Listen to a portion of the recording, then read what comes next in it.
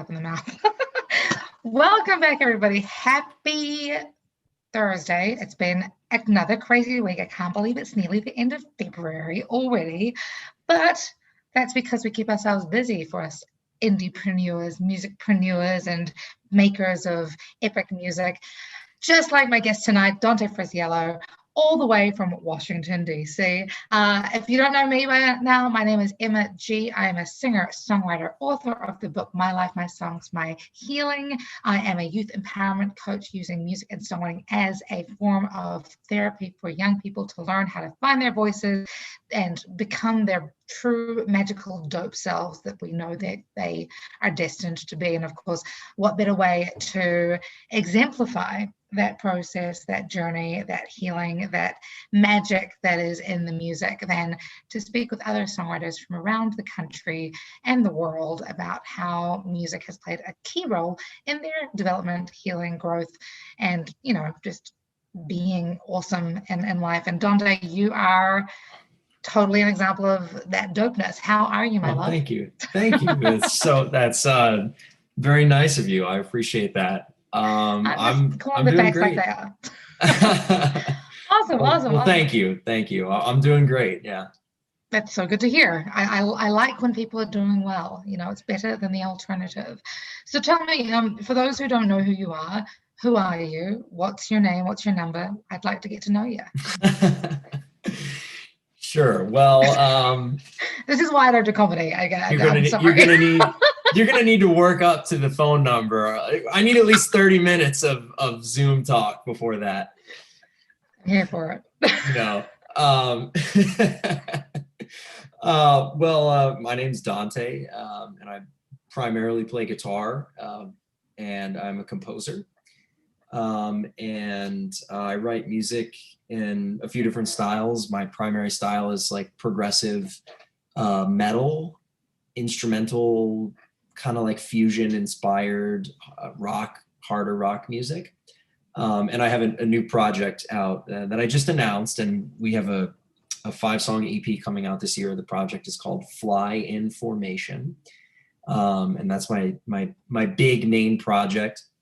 Outside of that, I write on acoustic guitar, kind of just for therapeutic fun, and I'm working on my first solo recording with that this year. That's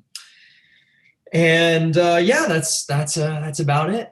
I also play guitar. I play guitar in a couple DC bands around here. I played with our mutual friend Eli Lev for probably about a year, and now I'm playing with Kat Janis. Oh, I totally forgot that you're playing with Kat Janis. That's yeah. Cool. Yeah. And it's one of the fun things about you, I think, because a lot of songwriters tend to be the front people of the band, right? Whereas you are in a unique position where you've kind of taken on a band director role in a lot of ways. Obviously, you know, Kat and Eli both have, you know, full control over their projects, but you positioned yourself in a way that you are able to really help guide that process really beautifully. And I'm curious as to what made that process happen for you as a guitarist as opposed to a front person. Well, it's funny you'd say that. So with my new project, Fly in Formation, I'm the songwriter and the front person, right? That's sort of the concept there. But I think getting to the point where I felt like I was really in command of what I was doing with that took a very long time. And way before I had any concept of how to write my own music, I was in bands. I've just always been in bands. I was in a band in high school. I was in a band in college, and then in a band in law school. That was Eli. And now I'm in a band that's Kat. And I just love being in bands. And I've played in all kinds of different bands. I've played in prog bands. I played in a hip hop band. Eli is like country, not really country, but folk, Americana, and Kat is rock and indie. So, I love being in bands because it's really nice not being the leader, especially being a guitar player, because I get to be obnoxious and, play solos and loud power chords and really fun, stuff that always can add a lot of energy to the music. And then aside from that, when you're the leader of your own project, as I'm doing now with this new project. That is fun because I love having the full creative control and the final say over everything. And the music is ultimately an expression of me, whereas in those other bands, it's an expression of the lead artist. So it's always a fun challenge to get into another artist's head and try and add your sound to supplement theirs without dominating. And I think that's always been a challenge for me. I think I am now sort of finding my best role in leading my own project, because I've learned really how to write music that I like, which took a long time. But being in these other bands has just been, it's fun, and it's a wonderful education in watching how other artists, lead their projects. But yeah, it's just fun. It's just fun being in a band. It's fun, like being on the side and not being the total center of attention a lot, because when you do step out, it adds and it's fun. It's just a different experience. There's less pressure and it's a lot of fun. So I love it. I love doing both. I'm feeling like fun might be the emphasis, the key theme of today. I'm also, as you know, not everybody knows this, but I was in a hard rock band for 5 years. And as you're talking about the balance between being a solo artist and being in a band, you're 100% right. Like there's nothing quite like the on-stage chemistry that you get with other musicians when you're performing in front of the people, or when you're writing music together or recording together. There's just, when you find the right people, and this, please, I apologize if this offends you at all. I don't think it will, but I kind of, describe the process of songwriting as being in a relationship, or dare I say it, having an intimate relationship with somebody. When you need to make sure that chemistry is correct at all times, and that you're adding magic upon magic upon magic. I'm curious about this song in particular, from your album Alignment. The Wellspring is the name of the song. What was the inspiration behind you creating this, this piece of music? Sure. Like most of my instrumental guitar pieces, it started off with a little stroke of luck picking up the guitar, and I had this old red kind of Strat type guitar, and I had it in a different tuning and in drop D. So normally I play in standard, but the guitar was in E flat, and then on top of that I put it in drop D flat. And changing tunings is like been one of the most important things to me in writing music. I think it revolutionized my ability to like imagine different things, because when you're in standard tuning, you tend to default to your habits. But switching up the tuning switches up the sounds. It just opens your mind to new stuff. So, it's like going to a bar and trying a different whiskey than normal or whatever. Back in the day when we could go to bars and drink whiskey. Exactly. Now we just do it at home. Great. Drinking Maker's Mark again. Okay. Yeah. Right. So with that song, the opening riff, that just popped into my fingers very randomly when I was playing in that tuning. And as soon as I heard it, I thought it had a lot of life in it. And I thought, okay, that feels like it's a song. I'm really excited about it. And it's interesting you describe the songwriting process as a relationship. I think the reason as I've done this, I've gravitated towards writing alone. And that's why where I'm at now is my project is a band, but I write the music because not that I can't play well with others, but I'm very much attached to like my own idea and my own vision for bringing it to life. And there comes a point when you have to bring in other people to make it better. And finding the right musicians for my new project was a very long process. But until then, it's like a lot of soul searching. So I think of it as a relationship inward, really, with exploring ideas. Anyway, I'm rambling a little bit, but with the Wellspring in particular, that's a really good example of, I found the opening riff just randomly on the guitar, and and then everything from it just kind of built naturally. And that song is a very, what I would call, you know, A to B composition. There's almost no repeating theme in it. Like there is not a single thing that repeats. That opening riff, you never hear it again. The next part, you never hear again. The next part is like, it's a part-to-part song. And I don't write often like that, but that's just kind of how it came out. You know, it just felt like it really flowed from A to B. So, you know, the song tends to tell you what it needs as you go, but yeah, I mean, they come in all different ways. Sometimes they just pop into my head. Sometimes they pop into my fingers. Sometimes they don't come from anywhere. They just, you know, it's neither of that. I don't know, but in this case, definitely just popped into my fingers. Yeah. No, I popped into your fingers. I like that expression. Yeah. I wouldn't say popped into my head, but no. And it's funny that you talk about, you know, absolutely, songwriting can be something that is. I agree with you. It's a very it tends to be, for many of us, a very solo activity and a way of sort of figuring out your own head and heart and, you know, your soul, and get an alignment and sort of feel it out. So, you know, having that relationship with yourself is so important. I like exploring how the differences are between writing as a solo artist and then collaborating with other songwriters as well, which is why I bring the band aspect.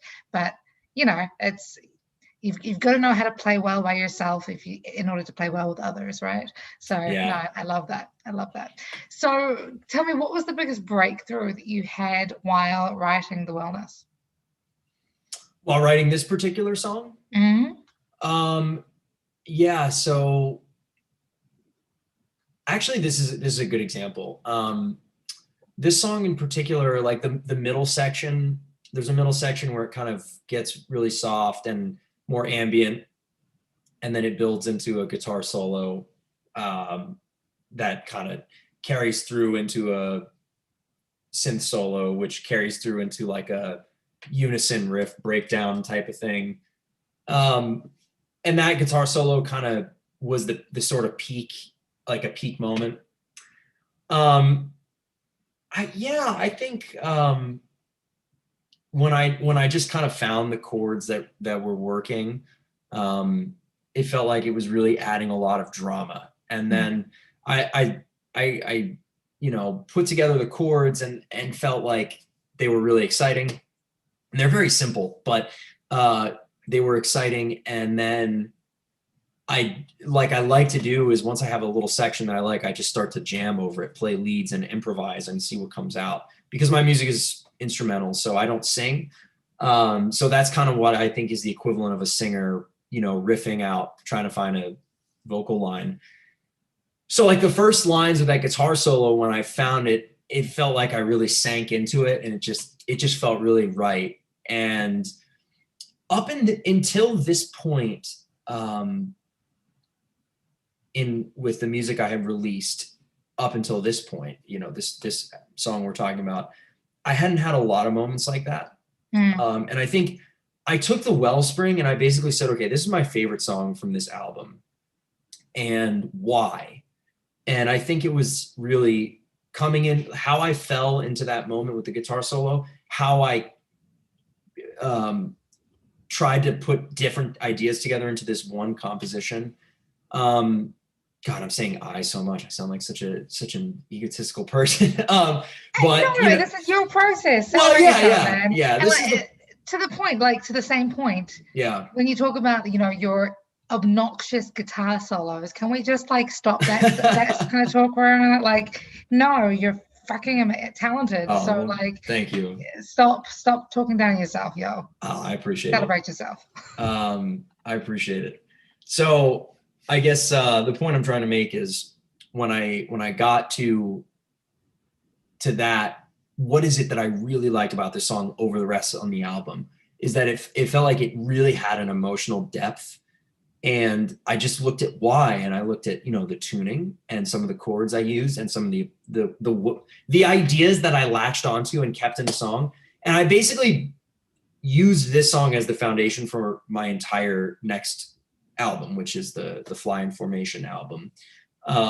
This song is the only thing in my catalog that has any sort of thread. Like, this song is kind of the thread that will tie listeners into the next album, and it kind of blossoms, I think, in full view. What I was trying to achieve on this song, and I think I only achieved like 5%, is what I think the whole next record expands on from A to Z, basically. I get it. Yeah. I'm, you know, as a songwriter with lyrics, I'm always fascinated by instrumentalists, and, you know, a lot of, I think my aha moment came when I read Slash's autobiography, you know, a few years back, and a few years back, I read it in like 2013, you know, a couple of years, not long, you know, and one of the things that he really said in his book was talking about how guitar playing for him was like Miles Kennedy's voice. You know, he tries to tell a story with the notes he plays. He tries to like show anguish and pain and happiness and love through this, you know, either the chords he's playing or, you know, the melodies he's wailing on the guitar. And I imagine it's very similar to you. I'm wondering if you have, you know, had much feedback from your audience, from your fans, from your family, from your friends around whether the messages you've tried to convey melodically and musically have really made the impact you wanted, or something completely unexpected. Have you had much feedback like that? Yeah. I think so. I mean, I've only played probably 3 gigs with what was the current iteration of my solo project before I started off in this new direction now. And I think at those gigs, I got a lot of really good feedback, a lot of constructive things from. So one of the annoying things about making instrumental music is that the only people who primarily listen to this music are musicians. And as a result, because they are musicians, sometimes there tends to be a critical audience. Right. That makes sense. So I've gotten mixed feedback here and there. You know, you'll have someone come up to you and say like, "You're really good," and then you'll have other people come and be like, "Oh, well, you're not as good as the headliner, but like, good job, man. Keep after it." And like, you know, I don't know. Point is, at the end of the day, like the feedback I've generally gotten is that people feel like the music kind of reminds them of me, you know, my personality, and hanging out with me, which is like mission accomplished. You know, if my art reflects me, then, you know, the goal is totally accomplished, because that's what we're trying to do when we make it. You know, you might set off and say, "Oh, I really want to sound like so and so. I really want to like make people feel the way his music makes me feel," and that's well and good, and that's like the ultimate intention from the start. For most people, it was my intention from the start. And I would show people my music and then show them the other music, say, "Oh, do you think it's like this?" And, you know, that never really worked, because at the end of the day, the music represented me. And I think with my first records, I didn't have a very clear picture of what I wanted people to feel, because I didn't really know who I was. So, you know, the general feedback people have said about it is that, you know, the music feels really positive or really energetic. And I think those are things I feel like I try to be. Certainly energetic, whether I try to be or not. Positive depends on the day. But you know, the best thing is when people feel like your music reminds them of you. That's the best feedback, whatever that might be. And I think every time you make it, you're carving away at the stone of, like, you're getting a little bit deeper into what's within.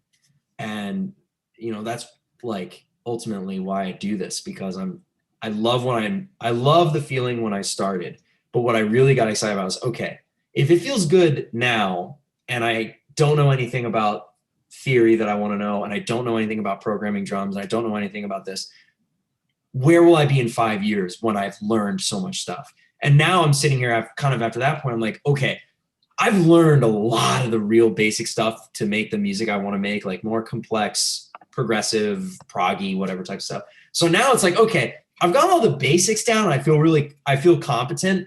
Now where am I going to be in 5 years? Like now that I have the basics. And that's what really drives me, I think, far more than I get way more excited about that than if people tell me they like my music. That's how I would answer your question. I love that. I think sorry, I'm going to sneeze. No, I'm good. Okay.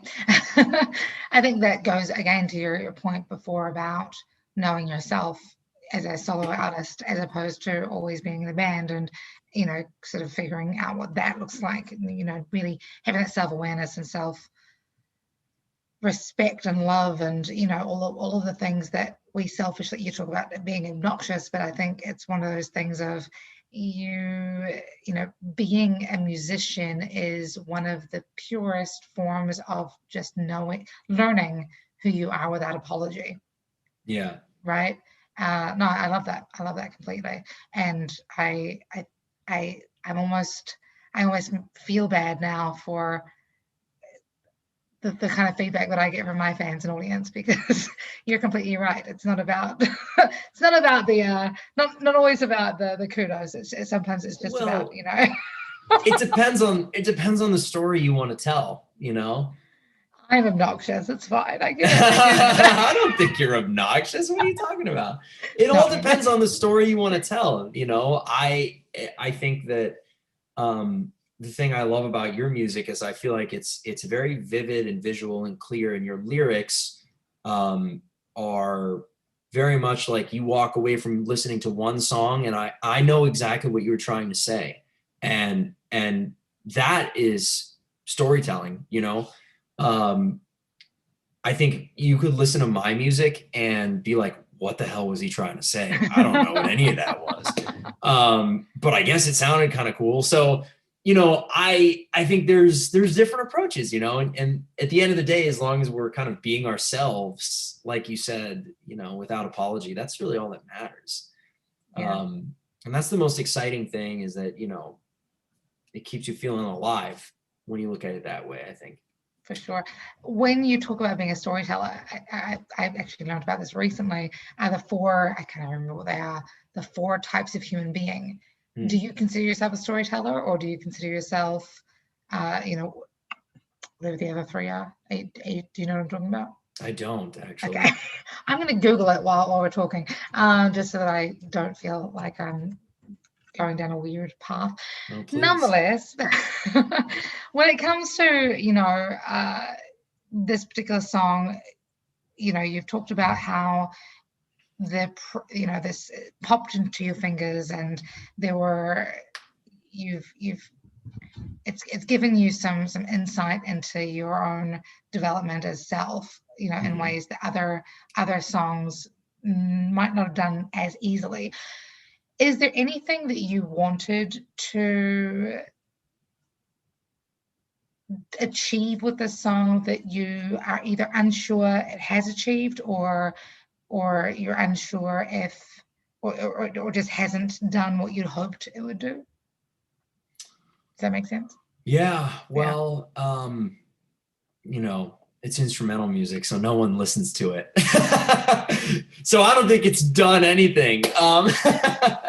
But from my perspective of it, I think it was particularly important, because what I think I wanted to capture in this one, looking at this record kind of as a whole alignment, there's a lot of very diverse tunes. There's like a super energetic song. There's a Disney princess ballad. There's like a really vibey, kind of floaty space song.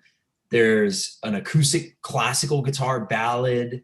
There's a straight ahead rock song. So there's like a range of stuff. And I think with this one, I really felt like it was about going inward and like reconnecting with my childhood self, which I think is a theme that drives me a lot, is sort of reconnecting with childhood nostalgia and getting my head into the magic that I felt about the world when I was a kid that, you know, we tend to lose as we get older for whatever reason. So I think, you know, this song in particular, I definitely didn't write it or start writing it and go through the process and say like, I want people to feel like really energetic, you know. I think with this one, it was really an inward journey of how do I make a sound that makes me feel like I'm a kid and makes me feel that sort of nostalgia and like stuff that I really love. And, you know, like I'm in my childhood bedroom, you know, looking at the sun out the window, like that kind of thing. Like that's what this song is really about. So to me, it tells that story, but to someone else who listens to it, I would probably guess they don't feel that. You know, maybe they do, I don't know, but who knows? You know, I think that is one thing I enjoy, is that I truly never know what people are going to say when I show them my music. I mean, I never know, because it's so ambiguous and open that it means exactly one thing to me, but it could mean anything to someone else. And I tend to want to go further and further into that direction because it's fun in a sense. It, you know, it welcomes in a different type of listener. You know, you can assign whatever meaning you want to it, truly. And yeah, I just think that's fun. You know, it's the buzzword of the day. I love it. Yeah, well, that's what music's all about. I mean, if you're not having fun, you shouldn't do it. You shouldn't do it. You know, it's that simple. I love that. And as you were talking, of course, I was Googling to figure out what the 4 personality types are. The wise sage, these are for the visionary musicians. And, you know, if anybody knows me at all, you know, my theme for last year, if it's not a fuck yes, it's a fuck no. That's for everything and everyone in my life. So, of course, you are one of the fuck yeses because you're still in my life. And, you know, that clearly means that you're a visionary, as I try to stir myself with on a daily basis. So the visionary types are the wise sage, the healer, the protagonist, and the storyteller. So that's where I, you know, when you talk about storytelling and musicality, I think that's really important, and not just important, but a valid and a key part of why we do what we do, right? Yeah. Anyways, that was a slight left wonky thing. Yeah, no, I love it. Okay, so on all that note, on all of those notes, rather, pun intended. Again, I'm going to make a great dad one day.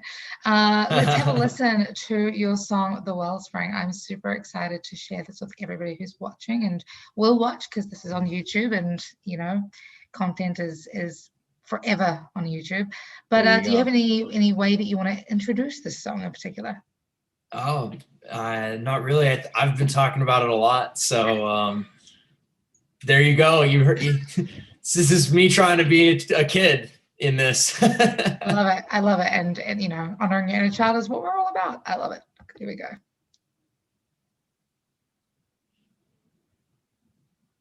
Why is that not playing? There we go.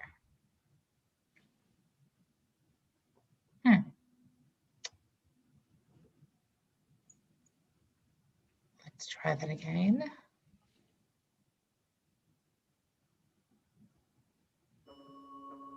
There you go.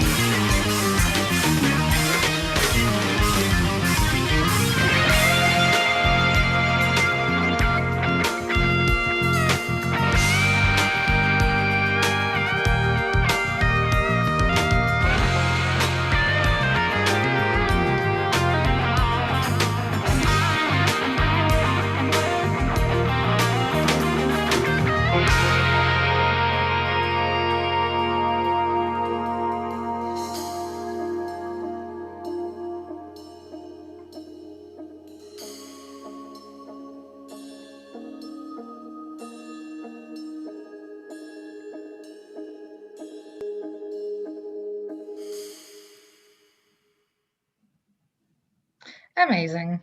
There you go. Thank This is you. gonna sound weird. I know that the variety of your music is very diverse, but that song for some reason reminded me of tones of Dragon Force. Oh, okay.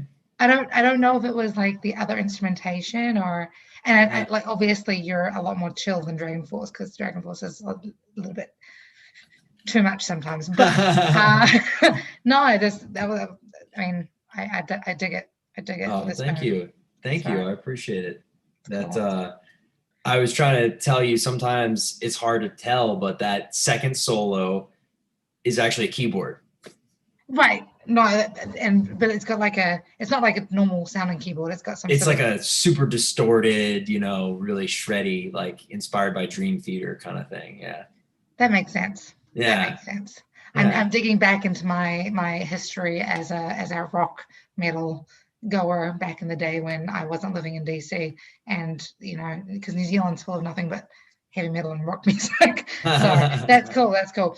Awesome. Well, for those of you who are watching right now and want to get in touch with you, obviously DanteFrisiello.com is the place to go.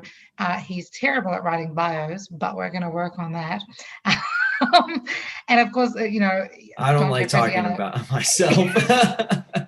Let me guess, you think it's obnoxious? Maybe?